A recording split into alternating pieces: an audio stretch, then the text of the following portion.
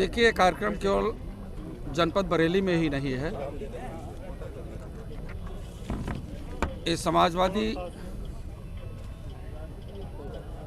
संदेश है और हम लोग मुख्यतः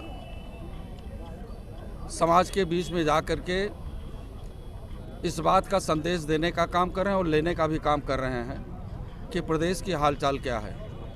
और जब भी हम लोग किसानों, मजदूरों, नौजवानों, महिलाओं से बातचीत कर रहे हैं तो केवल एक ही बात स्पष्ट हो रही है कि इन्होंने मंदिर के नाम पर वोट लिया और धर्म के नाम पर वोट ले लिया, नफरत पैदा करके वोट ले लिया। इन्होंने न तो किसानों के हित में कोई काम किया है, न मजदूरों के हित में काम किया है और न तो इस प्रदेश के विद्यार्थियों के हित में कोई काम किया है।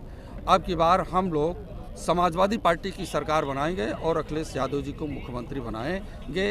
यह संदेश पूरे प्रदेश में चल रहा है, क्योंकि आज हमारा ये 45वां जनपद है। और इससे पहले भी समाजवादी की सरकार रही है, ऐसा नहीं है कि पहली बार सरकार बनी। हाँ, उस पीरियड में भी जो आज योजनाएं निकाल रहे हैं वो, चाहे वो 10 लाख नौकरी को लेकर हो, बेरोजगारी मुद्दे को लेकर हो रही हो, तो ये चीजें पहले भी तो पैदा हो सकती है। ये अब आगामी चुनाव को देखते हुए या दिल्ली मॉडल को देखते हुए कर जा रहा है। देखिए, किसी का कोई मॉडल नहीं।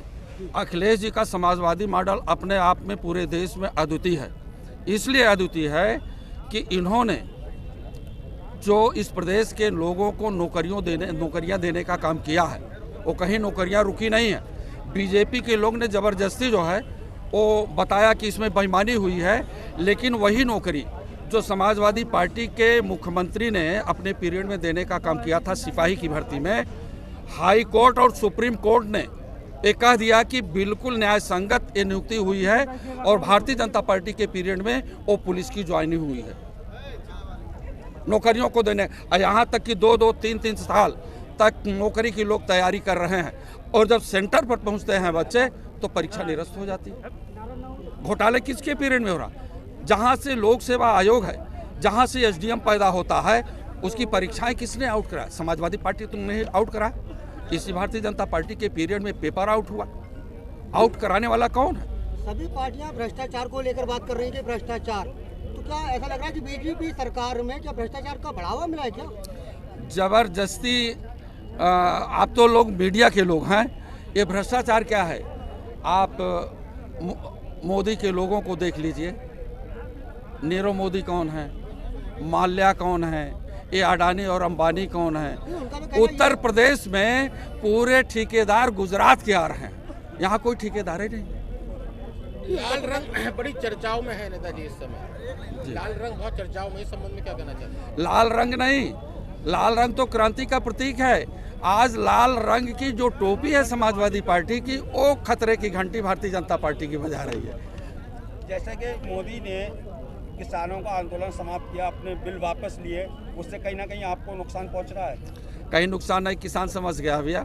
700 किसान जो है वहाँ पर शहीद हो गए गर्मी में, बरसात में। यहाँ तक कि किसानों को पानी पीने के लिए जब किल्लत पड़ी, जब इनके विपक्ष के लोगों ने, पार्टी के लोगों ने वहाँ पानी पहुँचाने का काम किया, तो सड़कों पर बड़े बड़े किले नहीं ठोक दिए गए।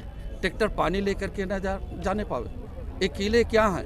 ये भाले क्या हैं किसानों के साथ? किसान पूरी तरह से जागरूक हो चुका है और वास्तव में जो किसान के हित की बात, जैसे स्वामीनाथन की रिपोर्ट आप जान रहे हैं। स्वामीनाथन की रिपोर्ट ये है कि किसानों का जो माल है उसको खरीदने की गारंटी हो।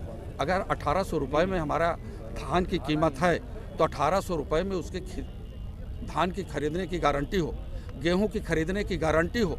ये स्वामीनाथन की रिपोर्ट है। वही समाजवादी पार्टी के नेता आदरणीय अखिलेश यादव जी लाना चाहते हैं, लेकिन मामला केंद्र का है।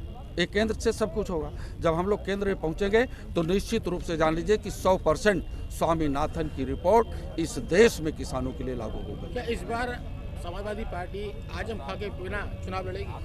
आजम खां हमारे साथ हैं। आजम खां के बिना क्यों चुनाव लड़ेंगे? आजम खां हमारे साथ है और समाजवादी विचारधारा के लोग वो हमारे नेता हैं। अच्छा, ये शिवपाल जी से जो गठबंधन का मामला चल रहा था, या हो गया है शिवपाल जी का, इससे आपको क्या बेनिफिट मिलेगा? देखिए, ये समाजवादी विचारक लोग हैं।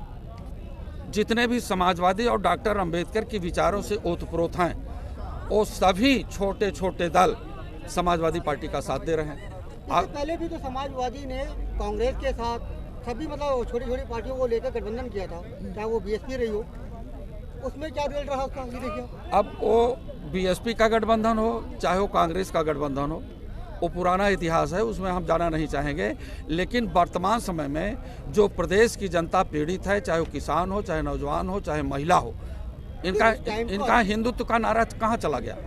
ये बताएं, हिंदुत्व का नारा कहाँ चला गया? लखीमपुर का किसान ही तो आंदोलन करने जा रहा था। टिकट वितरण में अभी तक इतना विलंब क्यों, उसका क्लियरफाई क्यों नहीं हो पा रहा? ये विलंब नहीं हो रहा है।